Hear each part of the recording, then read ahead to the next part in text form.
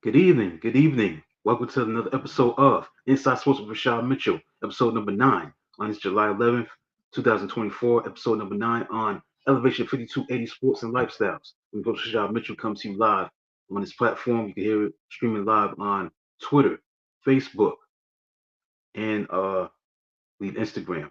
Facebook, Twitter, and YouTube, excuse me.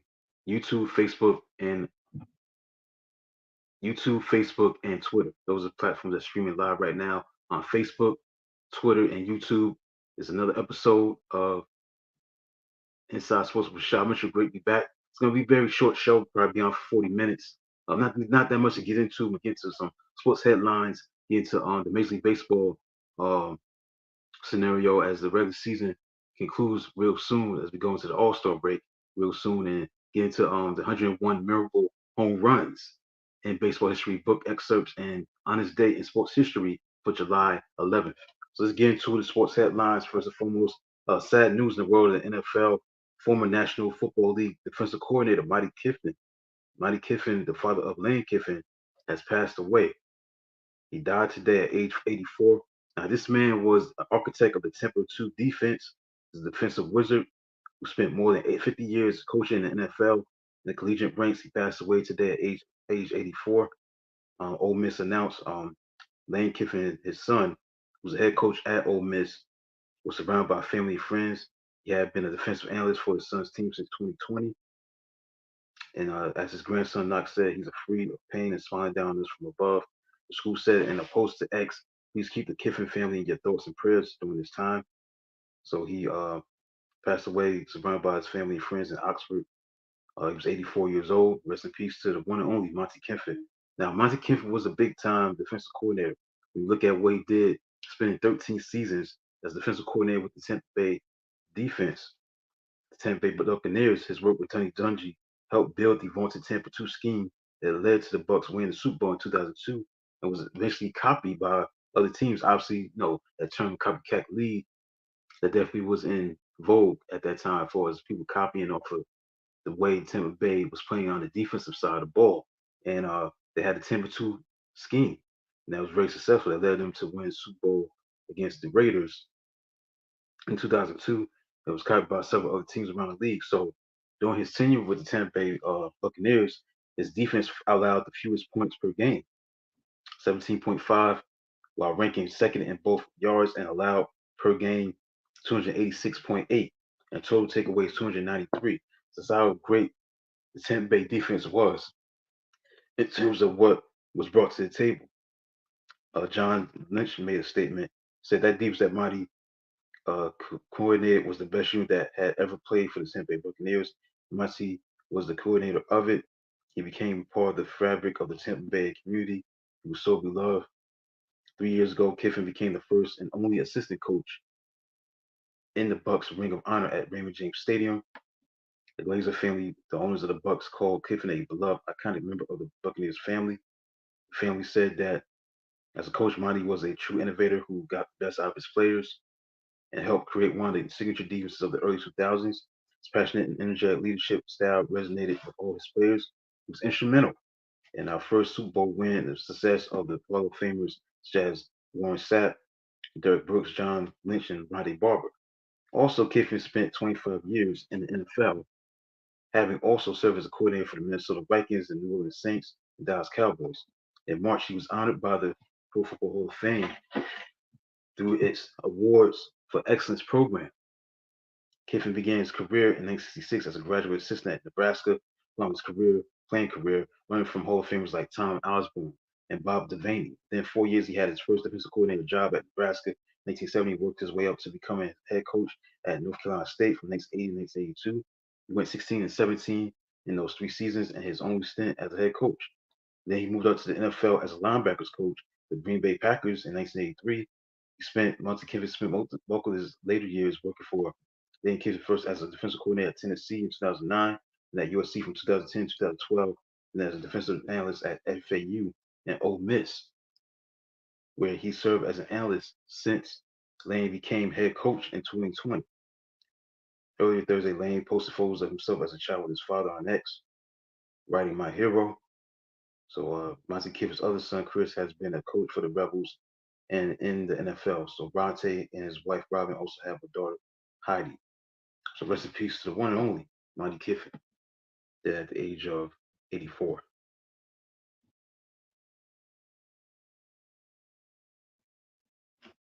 Age of 84.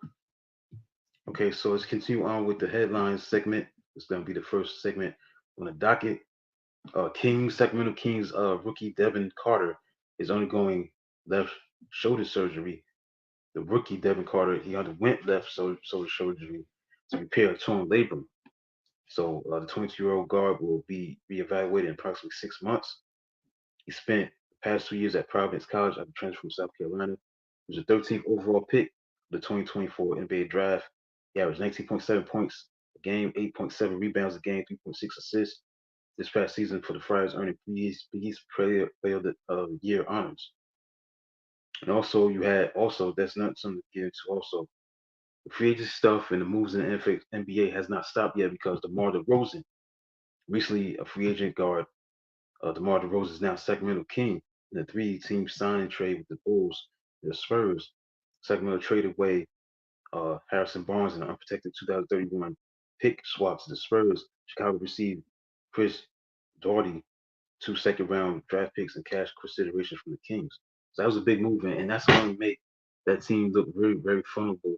Offensively, uh, you got Sabonis, and you got obviously the Aaron Fox, and now you got the service of DeMar DeRozan. That's going to make them even more tough to deal with. So DeRozan's been around for a while, very veteran. He's 34 years old. He'll be 35 next month. So you're getting a veteran player. I just best thing to moving forward is he gonna bring a lot to the table despite his age because when you get to that mid 30s, you have a lot left. You know what I'm saying? Because you're gonna see the changing of the guard. You're gonna see it. You see it right now with Anthony Edwards, and you see it with John Morant. You still see obviously with Jalen Brown and Jason Tatum, the younger players. You know, Shai Gilgeous Alexander. These guys are young in their prime, and you see the changing of the guard. So you see DeMar DeRozan, he's been in the league for a long time. He drafted in 2009. 15 years. Now it's going to be, with the Sacramento Kings, and it brings a lot to the table with them. I think when you look at his addition to the team, to put the team up with, the Aaron Fox, got young nucleus, you got Sabonis, you got Keegan Murray. So they got a chance to be very explosive offensively. So it's all about sharing the basketball, team chemistry, where both guys get along and that way, far as like sharing the basketball, who's going to be willing to take less shots, whatever it is, that's going to be for the sake of the success of the team. We're going to see how good the Sacramento Kings is going to be. 'Cause they had very good success a couple seasons ago, but they lost in 7 games to the Golden State Warriors. So this is a team definitely starting to be successful as a franchise, and we're going to see how they handle being where they are in the situation moving forward, where they're going to be able to take that next step in the right direction and get to the second round and moving forward. So this is like a win-win situation for Sacramento Kings to try to move up from where they was a couple of seasons ago. Even though they had great success, they did not beat the Warriors that year. They did lose in 7 games that year. So we're gonna see how they handle the service of DeRozan, a six-time All-Star. When he turns 35, he's come off a very impressive 3-year scoring run with the Bulls, in which he made the All-Star team, averaging 24 points, 4.3 rebounds, and 5.3 assists this past season. And so this franchise is back to being relevant. They had 2 back-to-back winning seasons. So what they're gonna do now is DeRozan is gonna be the difference making, putting them over the top and making them a contender moving forward, or they're gonna just be a team that's going to, fall away and backslide and go back to being mediocre again. So we're gonna see how that works out for as that's concerned. So that's something to definitely talk about for as the NBA is concerned, for as headlines. I couldn't afford to overlook that situation. Um, with him going to Sacramento, DeMar DeRozan, that's really, really a big move for them because now it's a matter of how do they play. with each other moving forward. How they're gonna play with each other now that you have DeRozan, his veteran leadership, his experience, what he brings to the table. That's gonna be a very interesting situation because they were what 46 and 36. The year before that, it was 48 and 34. And again, they lost to Golden State in 7 games in the first round. They lost in 7 games. So it's a team that's on the come up. They definitely building something. See how they can progress with that, with DeRozan's addition to the team. Okay, so that's a headline to talk about. Kyle Lowry is resigning with the 76ers. He's staying in his hometown. He remained with the 76ers. 76ers obviously been making a lot of moves to try to be a big time team. They got Paul George, and obviously they signed Eric Gordon and Andre Drummond. They re-signed Kelly Oubre, Caleb Martin. He was signed as a free agent recently. So they're trying to build on this, try to keep Lowry, a veteran guy who won a championship with Toronto in 2019. So this is a team that's just trying to make sure to get what they need to win a championship, to try to get past that second round, get to the conference finals. They haven't been to the conference finals since 2001. So that's going on 24, going on 25 years. So this is a hungry team. Actually, 23 years, going on 24 years. This team's trying to make it to the conference finals the first time in about 24 years. So they trying to do all they can. They've spent more than $400 million to sign Georgia Way, keep Maxey for 5 more years, and then you sign Caleb Martin, Andre Drummond, you sign Kelly Oubre Jr., Eric Gordon. So they're trying to go all the way. They're trying to go all in to win a championship this year. So now you got Lowry, his veteran leadership, his experience coming back. Again, he is getting older. He is 38. So we'll see what happens with that. Him coming back to the Sixers. Baseball news: you have Paul Skeens pitched 7 no-hit innings as the Pirates blanked the Brewers. He struck out 11 and 7 no-hit innings in another dominant performance as the Pirates beat the Brewers 1-0 today. Skeens threw 99 pitches in his 11th major league start, 65 for strikes. The All-Star right-hander walked 1 while lowering his ERA to 1.90. He said in a quote, "It just comes down to coming out there and executing. So if strikeouts are what that looks like, then so be it. It's just about getting outs." So this talks about in his first 11 starts, he has 89 strikeouts, the 1.9 ERA this season, at the most punchouts with a sub 2.00 ERA through 11 starts since ERA became an official statistic in 1913. So he's like at the top of the food chain when it comes to pitching, strikeouts, 89 strikeouts. Fernando Valenzuela, 1981, 79 strikeouts. Over Horsizer, 77 strikeouts. So this phenomenon of schemes, no one overall pick last year, LSU is definitely showing what he's capable of making, of being. And the Pirates' last no hitter came July 12th, 1997, a combined effort against the Houston Astros.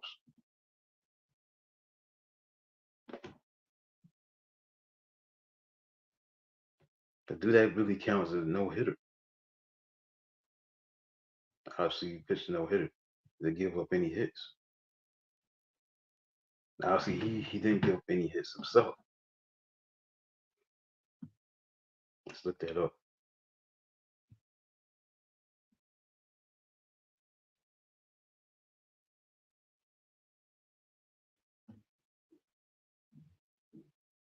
Okay, they had 2 hits, Milwaukee, but he himself didn't give up any hits. So count that as a no hitter completely. I don't know how I can do that when they gave up 2 hits collectively. Somebody else gave up some hits other than him. He pitched 7 no-hit innings, dominant. So the Pirates are 45 and 48, 3 games under 500, and the Brewers fell to 54 and 40. We're gonna get to the baseball scenario again, go over the scores and stuff like that, but I'm gonna go over the headlines first.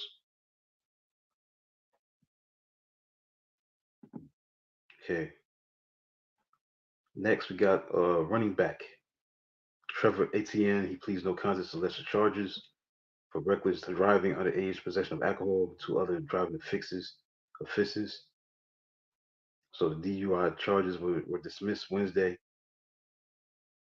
against Etienne because on March 24th he was arrested on drunken driving, failed to maintain a lane, improper driving, fixing materials that reduce visibility through the windows or windshield.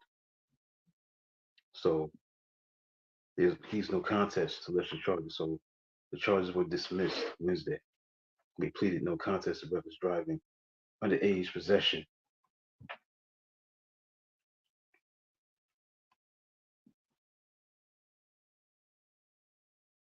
of alcohol and two other driving offenses. Okay, finally, Sean Burrows, who died of fentanyl intoxication, he had passed away. Um, he suffered fentanyl intoxication. He was a major leaguer, Sean Burrows. He died in the parking lot at a Long Beach, California baseball field in May. So the examiner looked at the findings of it. So he passed away on May 9th at the age of 43. He was unconscious, so they ruled it an accident. So there was some fentanyl intoxication. So that's what they found in his system. All right, so let's get to some baseball news. Let's get into some baseball news. Get to Major League Baseball recap. Look at the score that's going on right now. The Yankees are losing right now in the top of the eighth, 5-3. They got runners on first and second with one out on the top of the eighth. The Rays are beating the Yankees 5-3. The Red Sox are shutting out the Athletics 7-0 in the bottom of the eighth, one out. Astros are leading the Marlins 3-2 in the middle of the fourth. Got finals today.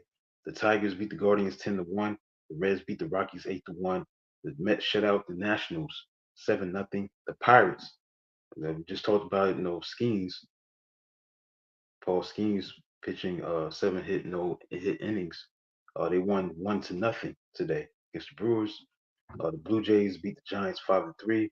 Phillies beat the Dodgers. Maybe a future matchup between these two teams in the NLCS as the Phillies won 5-1 today. Um, Brandon Marsh hit a home run today, so this could be a future matchup possibly um, in the playoffs. But they won today, 5-1. So Phillies are 61-32. And then you had the Cubs shut out the Orioles 8-0. Two other games are going to be starting real soon. The Mariners 51-43 against the Angels or 38-54. They play tonight. The Mariners and the Angels. Atlanta Braves play the Arizona Diamondbacks. The Braves are 51-40 and Diamondbacks are 46-47. But let's look at the standings. The Baltimore Orioles are 57-36. They lost three in a row. The Yankees are 56-38. They only had one and a half games out. Boston's 50-41, with 6 games back. Tampa Bay is 45-47, 11 and a half games back. Toronto is 43-50, 14 games back. The Central Division, we got the Cleveland Guardians 57-35, 4.5 games up over the Minnesota Twins 53-40, 4.5 games back. Kansas City 51-43, 7 games back. Detroit 45-49, 13 games back. The Chicago White Sox 27-68, 31.5 games back. In Seattle 51-43, 2 games up over Houston 48-44. They are 2 games up. And then you got the 6.5 games behind the Texas Rangers, 44-49. The Angels are 38-54. Oakland is 35-59. Then we go to the best team in the league by landslide. They showed that today, obviously, against the Dodgers, winning 61 games and 32 losses. They won three in a row. They 9 games up over Atlanta, who's 51-40. The Mets got 2 games over 500, 47-45. 42-52. Washington, Miami's 32-60. In the Central Division, National League 54-40. St. Louis is 48-44. Pittsburgh is 45-48.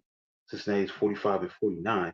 And the Cubs are 45-49 in the American National League West. Dodgers up 55-39. 7 games up over the Padres 49-47. The Arizona Diamondbacks 46-47. San Francisco 45-49, and Colorado's 33-61. So that's the storyline with the National League and the American League for as the standings are concerned. All right, so I'm done with the baseball recap. Let's get into the books, the book situation. 101 memorable home runs in baseball history book. We're going to resume with number 94, Jimmy Purcell, the Crazy 100. Lost in the story of Jimmy Purcell is the fact that he was a very good baseball player. Ted Williams, the Boston Red Sox great, thought Purcell was the best defensive center fielder he ever saw. And in Boston, Purcell had replaced a pretty good one in Dom DiMaggio. Purcell was twice selected into the American League All-Star game in 1954 and 1956. He won 2 Gold Gloves, hit as high as 322 in 1961. 1956, he led the American League in doubles with 40. The following year, he had a career best 19 dingers. He was also a terrific bunter. According to Hall of Famer Hornsby, who didn't lead the league and handing out praise, said Purcell, in my opinion, is a throwback to the old-time ball player. Hornsby liked how Purcell would use batting practice to hone his skill at playing various depths and angles in center. Hornsby also might have recognized in the Waterbury, Connecticut native something from his own no holds barred era. The bench jockeying nature, the fights he started, and how he engaged with fans. However, he had fun playing baseball. There was another side to that fun. Purcell was always nervous, fidgety, and edgy. He seemed to collect stress the same way pockets accumulate lint. The only thing he did better than play center was worry. He also mimicked opposing pitchers and ran at umpires. What at first could seem like a prank, on second look appeared cruel or simply odd. No one had a name for all of it, though some sometimes called it Bush until he was a member of the Boston Red Sox in 1952. Purcell started the season as the Sox's starting shortstop. That was manager Lou Boudreaux's idea. He and Boston general manager Joe Cronin were former star shortstops and thought Purcell could make the switch, and instead he worried. During his rookie season, that anxiety manifested in different ways because he had been ejected from 3 games, starting a brawl with New York Yankees Billy Martin and instigated a fight with his teammate. In one game, he mimicked Hall of Famer Central Page and DiMaggio. The bullpen cart would putter by, he would stick out his thumb. By June, Purcell was in right field, starting to hit but losing his grip. But by July, he was in a mental institution undergoing shock treatments. He was only 22. So Purcell was diagnosed with nervous breakdown, emotional exhaustion, then manic depression. Later, he was discovered to have a bipolar disorder. His mother had also suffered with mental illness. So Purcell spent 7 weeks in the hospital, then returned to baseball until the following spring. So in conversation with Cronin during the winter, he had said he couldn't remember playing for the Red Sox in 1952. So in 1953, Purcell won the starting right fielder's job with the Sox. He played in 151 games, finished with 272 batting average, led the league with 19 sacrifice bunts. He made a grab in right field on May 9th that Yankee Hall of Famer Phil Rizzuto called the greatest catch I ever seen. So in 1954, Purcell raised his average to 285 and hit 8 homers. He was named to his first All-Star team, also collaborated on his life story with Sport Magazine's Al Hirschberg. Purcell, Purcell was even better in 1955 because he had a 283 average, 13 home runs, and 25 doubles. So it was his first full season as a center fielder. His book, Fear Strikes Out, the Jim Purcell story, was a national bestseller. The film rights was later sold. So, reporting from the front lines of mental illness, the book was unblinkingly honest, startling for the day and age, and earning Purcell great praise for his candor. I was aware that many others had been afflicted like I was, he said, or were even now experiencing the same mental sickness, and I felt it. If they learned how I conquered mine, they would become encouraged in their own efforts at rehabilitation. Purcell didn't like the movie. He felt it was too hard on his father, that was played by Carl Malden. Also, he believed Anthony Perkins didn't look like much of a baseball player or like him, black haired and lantern jawed. But due to the film, Purcell's fame spread. He became a popular off season speaker. He needed the money, as he was the father of 9. Purcell continued to be hot with the bat and led the American League 40 doubles in 1956 while hitting 293 and knocking and 87 runs, 87 RBIs. He was selected to his second All-Star team. After Pearsall's first down second with the Sox in 1958, his nemesis Billy Martin had landed on Pearsall's ribs. They hurt all season. Pearsall was sent to the Cleveland Indians for Vic Works and Gary Geiger. The trade broke his heart. This showed his in his first season in Cleveland when he hit just 246, lost his job to Tito Francona, the father of future big league manager Terry Francona. Pearsall rebounded in 1960 with 18 homers, a 282 batting average, and brilliant defense, but the shadow of his mental illness was still there. Due to his flickering belligerence, he was ejected from 3 games in 1959, 6 in 1960. When he caught the last out of a game against the White Sox, he threw the ball into Comiskey Park's electronic scoreboard. He also once took solace, saying he was having a conversation with Babe Ruth behind the center field uh, monuments at the old Yankee Stadium. He tried to distract Ted Williams at bat by running from center field to right and back. His teammates were embarrassed and confused. The Indians asked him to seek psychiatric help. Now, Pearsall had a great year in 1961, hitting a career high 322, winning a Gold Glove. But in the game at Yankee Stadium, growing up in Waterbury, a Yankee town, he hated the Yankees. Two men came running toward him. One was bellowing, "You crazy bastard! You're going to hit you." Pearson hit the first man with the right to the face, then took off at the other, barely missing, kicking him in the backside. The men were arrested. No one blamed Pearsall for the change. Still, the Indians in the all season shipped him to the Senators of Washington. Then in May of 1963, the Senators traded him to the New York Mets for the former Brooklyn Dodgers great Gil Hodges, who was named manager of the Senators. Pearsall was scuffling at the plate when he came to bat in the fifth inning on June 23rd, 1963, for the Mets at the Polo Grounds. Dallas Green, who would later manage the Mets, was on the mound for the Philadelphia Phillies. Pearsall was hitting only a buck something. Even so, he still had 99 career home runs. Pearsall also knew that on June 14th, Duke Snider, the legendary Dodger, had belted his 400 homer to little fanfare. Pearsall didn't decided he wasn't going to he decided he was going to have some fanfare when he hit his 100. It turned out it was a lazy fly ball to right. The Polo Grounds had a short right field, but Pearsall hit counted. He started running around the bases backward. He concentrated so as not to trip. He even shook third base coach Cookie Levigato hand while rounding third. Some teammates laughed. Green steamed. So did baseball commissioner Ford Frick. The Mets released him within a week. Pearsall ended up signing with the California Angels, where the following season, only 2 months after the arrival of the Beatles, he came up to bat wearing a Beatles wig, pretending to play guitar with his back. Pearsall finished his career in 1967 when he realized he could no longer hit. For his career, he batted through 272, had 104 home runs. Pearsall took acting lessons in Hollywood, but usually played himself in television appearances. He worked in a variety of roles for the renegade Oakland A's under owner Charlie Finley. In the 1970s and 80s, he called White Sox games with legendary broadcaster Harry Caray. He always knew what he was talking about, even if the players disagreed. He was who he was, Jimmy Pearsall. All right, so that's number 94. Let's get into number 93. Rick Wise, double trouble on mound. Rick Wise was still battling the effects of the flu when he turned his turn in the rotation arrived. Wise wasn't the kind of pitcher who skipped starts, so in a long career that stretched from 1964 to 1982, Wise would win 188 games, complete 138 starts, pitch more than 3,000 innings. He was a gamer who would be traded twice for the Hall of Famers Steve Carlton and Dennis Eckersley. He also be the winning pitcher in one of the greatest games ever played, Game 6 of the 1975 World Series. Besides his Philadelphia Phillies teammates, were counting on him with note and recalling the historic game of June 23rd, 1971. When Wise woke in Cincinnati that morning, the temperature was already above 80 degrees and starting to soar. He was still dealing with the flu.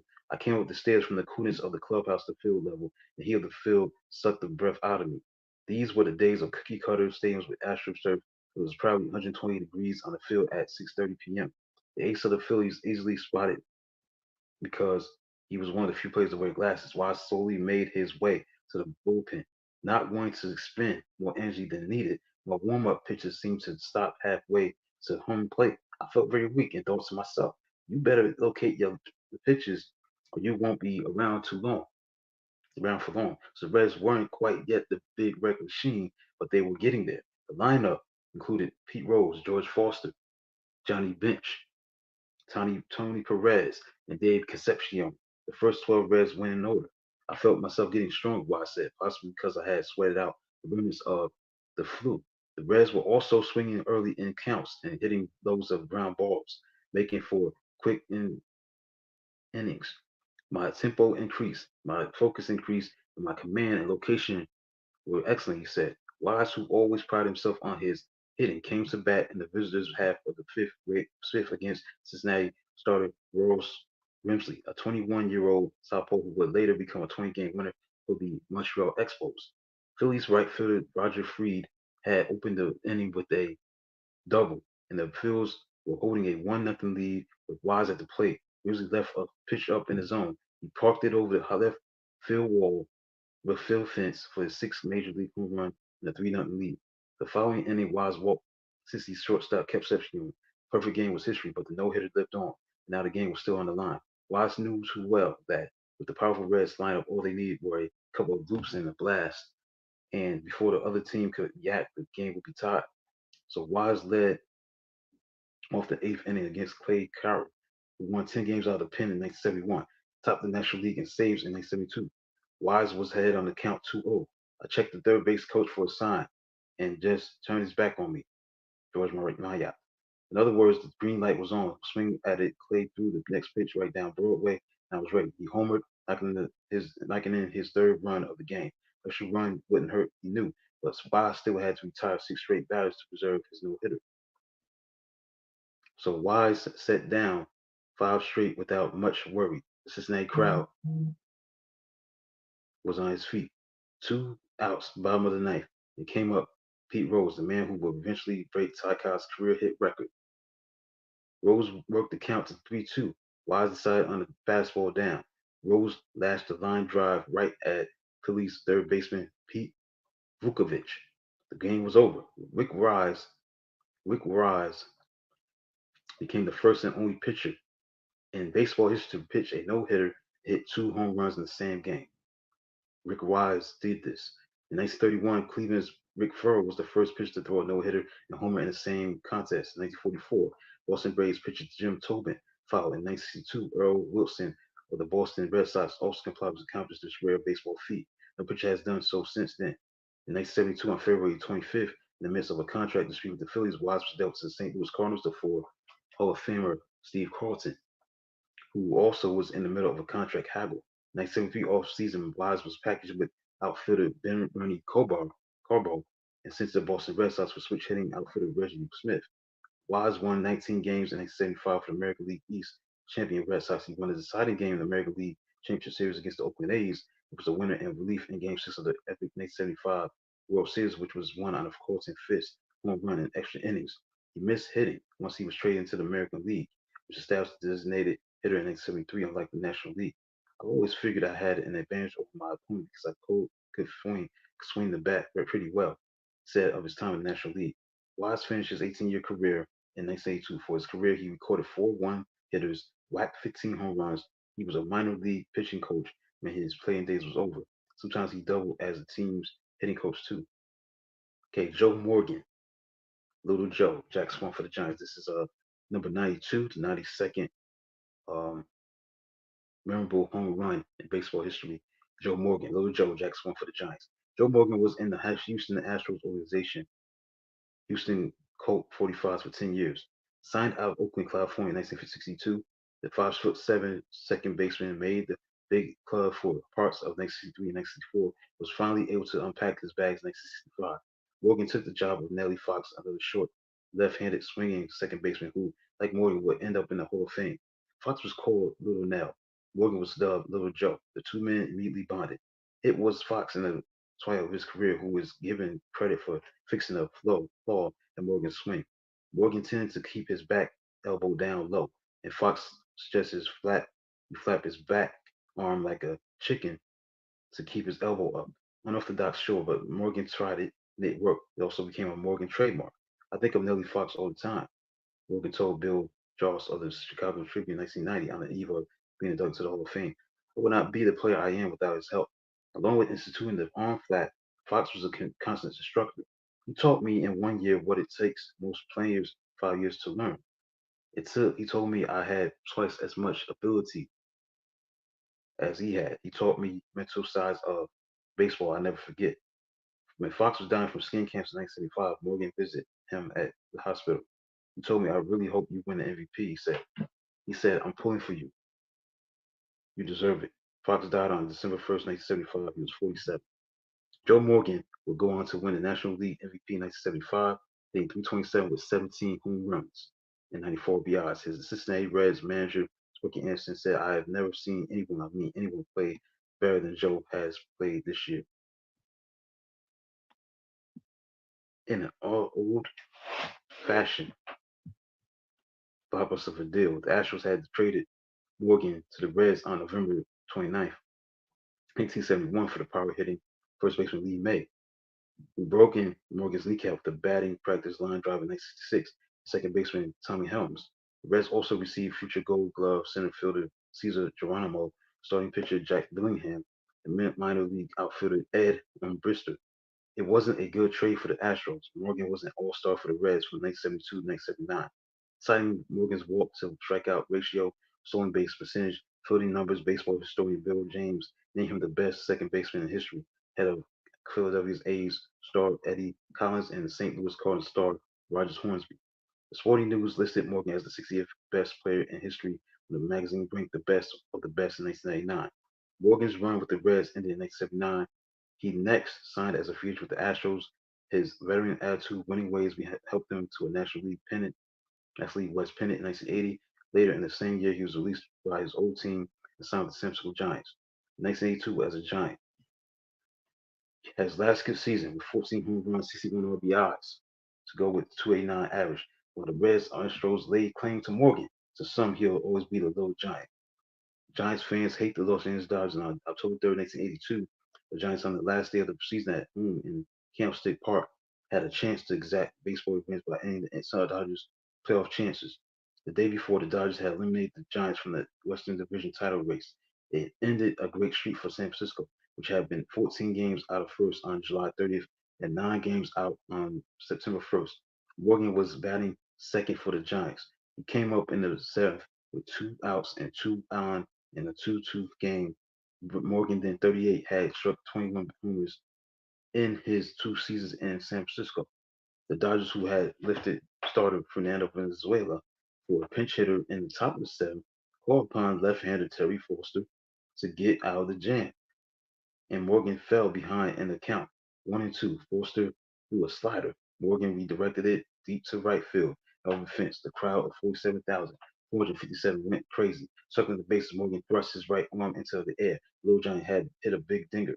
I got my number one swing at it, and when I hit them that good, they usually go out. Morgan said after the game, I've been in the big leagues 19 years and I've learned a lot of humility. It's tough to be over there, the Dodgers clubs, but I wanted this one for the Giants and the fans. Morgan, who was reunited with the former Reds Tony Perez and Pete Rose on the 1981-83 Philadelphia Phillies, retired after the 1984 season and was elected into the Hall of Fame in 1990. Of course, he mentioned Nellie Fox in his induction speech. Okay, so this is going to be my last um, memorable home run to look at, number 91. I'll resume with number 90 next week. Okay, Ed Sprague Jr., a Canadian milestone, number 91. The 91st memorable home run in Major League Baseball history was hit by Ed Sprague, a Canadian milestone. By way of introduction, broadcasters and sports writers would note that Ed Sprague Jr.'s father pitched in the big leagues. He was on the 1972 World Champion Cincinnati Reds roster, but didn't pitch in that World Series. Or they mentioned that Ed's wife, Kristen Babb, had been a 1992 Olympic gold medalist in synchronized swimming at the Summer Games in Barcelona. Sprague's bio, though, was presented almost as an afterthought, but he had a terrific one. He helped Stanford University to the 1987-1988 NCAA championships as a hard-hitting third baseman. He played on the 1988 U.S. Olympic team that won a gold medal when baseball was a demonstration sport. The Toronto Blue Jays drafted Sprague in the first round of the 1988 amateur draft. He was a 6'2", 215-pound, right-handed hitter. The power. The club was thinking he might be a catcher or a first baseman. So Sprague made his big league debut in 1991 came with the state on July 31st, 1992. The Jays were loaded then, boasting future Hall of Famers like Roberto Alomar, and Dave Winfield. Their pitching staff was led by the likes of Jack Morris, David Cohn, and Pat Henke. Sprague's first career home run was delivered against the Minnesota Twins, batting eighth and catching that Sunday in Toronto. He hit a three-run homer off of Mike Trumbull to beat the Twins 4-2. Stop the rumble of blues Sprague was routinely greeted with while playing at home in Toronto. His wife had earned the gold medal ahead of Canadian sprinter Sylvie Frechet. The judging was called into question 2 years later. Frechet would be awarded the gold, though Sprague was allowed to keep her medal too. But early in Sprague's career, he mostly sat on the bench. The Blue Jays had Kelly Gruber at third, a two-time All-Star who knocked in 118 runs during the 1990 season. Members of the Blue Jays bench had been dubbed the Trenches. No one quite knows where the name came from, but Spare outfitter Derek Bell liked it so much that it stuck.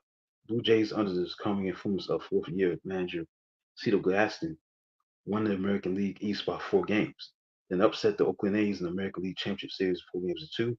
Toronto went to Atlanta to start this World Series, where the Atlanta Braves easily won Game 1. The Jays were trailing in the eighth of Game 2. Toronto tried to rally. Roberto Alomar doubled to left with 1 out. Joe Carter and Dave Winfield followed with back-to-back singles, slicing the Braves' lead to 4-3. Atlanta star John Smoltz was pulled from the game. The left-hander Mike Stanton was summoned to face the lefty swinging John Orwood. Stanton got his man enticing the pop-up. Closer Jeff Reardon was called upon. So when Atlanta's closer Alejandro Pena went down for the year, the Braves acquired Reardon from the going nowhere Red Sox. At that time, both Reardon and Smith were tied with 357 lifetime saves. So Reardon then nearly 37 with 3-0 record with 3 saves and 1.15 ERA down the stretch for the Braves. The National League playoffs against the Pittsburgh Pirates, Reardon won Game 7. He also earned an earlier game in the series and gave up no earned runs. So in Game 2 of the World Series, Reardon struck out, proving to end the Blue Jays' rising to eighth. Reardon sported a menacing black beard and was nicknamed the Terminator. He was the closer for the Minnesota Twins when they won the World Series in 1987. Will finish his career with 367 saves, the first pitcher ever to save 40 games in both the American League and National League. Not bad for an undrafted guy out of the University of Massachusetts. So on Sunday, October 18, 1992, Reardon entered the ninth inning, protecting a one-run lead with the hopes of leaving Atlanta with a 2-0 World Series advantage. It seemed the entire Atlanta Fulton County Stadium shot to his feet, some hot chopping and chanting. Derek Bell, the leader of the trenches, led off the Blue Jay ninth for the walk. Then Sprague was sent up to pinch hit for Toronto reliever Dwayne Ward, who was part of the terrific Jays bullpen that featured closer Tom Henke. The late Blue Jays play-by-play man Tom Cheek said of Sprague, "Watch him hit a homer." On the first pitch, Sprague did just that, deep to left field. The man who, with 1 home run all season and no pitch hits, put the Blue Jays up 5-4. And Sprague hit a fastball that went down instead of up. Sprague's homer marked the first win by a foreign team in a World Series game. It was also only the second time in a series history that a home run had given the trailing team the lead. I knew it was going, Reardon said in his soft-spoken way after the game. It was no cheapie. He hit it good. When I give up home runs, that's usually how they go. They get them pretty good. Pat Borders, who would go on to be named the most valuable player in the 1992 World Series, said of the Jays bench, then the guys in the trenches came through. Bell pinch hits and draws a walk. If Sprague rolls over on that pitch into a double play, we come home down 2-0. We probably won't win. Sprague appreciated the moment, but when asked which was a bigger deal, his World Series homer or his wife gold medal, I think hers is the bigger accomplishment. It just took me one swing. She had to train 14 years. I've been fortunate to have some nice moments. Gaston said of Sprague, "You guys will hear from this young man for a long time. He studies the game, works hard, and he'll be around." Sprague had his best year in 1996 for the Jays, with 36 homers, 101 RBIs. He was also an All-Star for the Pittsburgh Pirates in 1999. He slugged 22 homers and knocked in 81 runs, but he ended up a journeyman after that, playing for Oakland, San Diego, Boston, and Seattle. His 11 years in the majors were over in 2002, as Sprague finished with 152 career home runs, and as the only player ever to win the championships in the College World Series, the Olympics, and the World Series. Right, so next time I'll be in this book, the 101 Memorable Home Runs in Major League Baseball History book. Being number 90, Scott Hatteberg. I think his name Hatteberg. Hattie saves the streak. Scott Hatteberg. Right, so that's it for that. So let's quickly get into the on this day in sports history for July 11th. Let's get into it on this day in sports history. July 11th. Let's get into it. July 11th. What events took place? I'm not gonna read all of it, but let's get into it. Right, July 11th, 1914, future Baseball Hall of Famer slugger Babe Ruth makes his major league debut as a pitcher for the Boston Red Sox, earns a 4-3 win against the Cleveland Naps at Fenway Park. July 11th, 1923, Harry Frazee sells the baseball team Red Sox to Ohio businessman for $1 million. At 1931, on July 11th, the New York Giants beat the Phillies 23-8. The seventh All-Star baseball game on July 11th, 1939, American League wins 3-1 at the Yankee Stadium, New York. Yankee American League manager Joe McCarthy starts 6 Yankee players. And what you're going to see as I go over the history of what took place on this day, I'm going to obviously see some All-Star games because usually around this time the All-Star game is being played. So I'm going to be reading that. For example, 1944, the 12th All-Star game took place at Pittsburgh Ford Field as the National League beat the American League 7-1.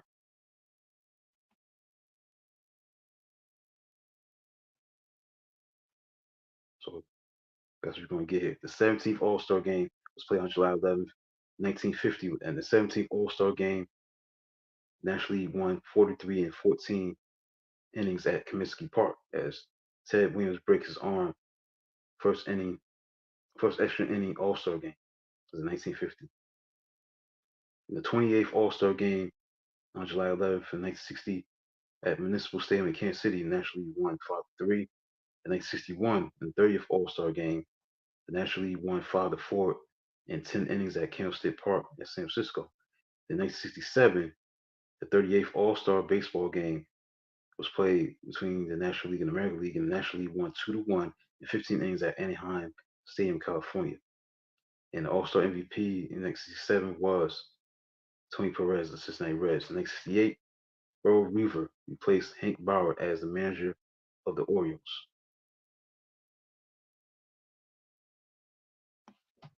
Again, I'm not going to read all the stuff that took place, certain events that stands out. Baseball wise, obviously, the Phillies, Deron Johnson hit 3 home runs, caps in his 4 in a row. 49th All-Star baseball game, 1978, on July 11th, which took place when National League beat the American League 7-3 at San Diego Stadium. The MVP of the All-Star game was Steve Garvey, collected the second award. The 55th All-Star game on July 11th, All-Star baseball game. National League won 3-1 at Candlestick Park in San Francisco. Gary Carter was the MVP. 1985, on July 11th, Nolan Ryan of the Astros was first to strike out 4,000 against, he struck out Mets Danny Heat. In 1987, on July 11th, Orioles Cal Ripken of the Baltimore Orioles became first to manage 2 sons as Billy joins Cal. That'll be Cal Ripken Sr. Mostly the father. 1988, on July 11th, Mike Tyson hired Donald Trump as an advisor on this day, July 11th, 1988.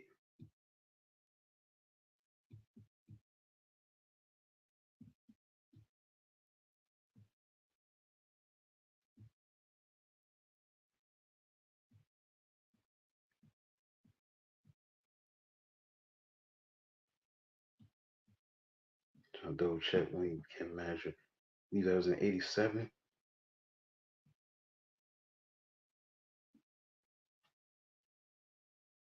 Yeah, July 11th. Yeah, 87. Okay. All right. So keep going. Yeah, Mike Tyson, July 11th, hired Donald Trump, of all people, as an advisor, 1988. In the 60th All Star game, In 1989, 35 years ago, American League won 5-3 at Anaheim Stadium as Bo Jackson won the MVP. Now, President Ronald Reagan sports did some broadcasting also. Now, in that game in 1989, Bo Jackson hit that home run off of Rick Russell in that All Star game. That was a famous home run that he hit because he crushed it. It was a legendary home run. It was off of Rick Russell. It was 450 feet as a leadoff home run 35 years ago today. Hit the home run. And Bo Jackson was doing it, man. He was the man. Bo knows that campaign that was going on. I guess it started in 1989, 1990. But, if you remember Bo Jackson, he was bigger than anybody. Big as Michael Jordan. You know what I'm saying? Magic Johnson, the biggest athlete, Joe Montana of that time. He's big. Hitting that home run like that, 450 feet, lead off home run. You know, that took place on this day. Okay, let's keep it moving. The 66 All Star game in Arlington, Texas. The National League beat the American League 3-2. Uh, Jeff Conine, of the Florida Marlins, was the MVP. In 2000, the 71st All Star game in 2000, American League beat the National League 63 in Turner Field, Atlanta. In 2006, in the 77th All Star game, 2006, American League beat the National League 3-2 in Pittsburgh. So a lot of All Star games were played on this date, July 11th. But in basketball news, Steve Nash was traded to the Lakers by the Phoenix Suns in 2012. Yeah, so a lot, baseball news took place during this time. And last year, on July 11th, 2023, the 93rd Major League Baseball All-Star Game in T-Mobile Park, Seattle, Washington, the National League beat the American League 3-2 to earn its first win since 2012. Elias Diaz, Colorado Rockies catcher, won the MVP award for that All-Star game. Right, so my time is up, man. Hopefully you enjoyed. No way in hell. Hopefully you enjoyed today's episode of the show, and this is episode number 9. Be back for next episode next Thursday, episode number 10. So Inside Sports with Rashad Mitchell will be at number 10 for as episodes are concerned. So looking forward to giving you more insight about what's going on in world sports. Also be on the lookout right now. Check out E5280 sports.com. I have a new article that was recently published. It's about the 1974 Oakland A's. Now, the reason why I wrote an article about them because they're the last team. They were the team that won 3 consecutive World Series in a row. 1972, 73, 74. They were led by Charlie Finley, the owner. Reggie Jackson was on that team. Catfish Hunter, Riley Fingers, Ryder Blue. Guys like that. This is a big time baseball team. And they was doing something that was rare, winning 3 championships in a row. You gotta go back to the 1949 to 1953 Yankees. They had won 5 in a row. They had won 3 straight, including during that, 5 consecutive years of winning.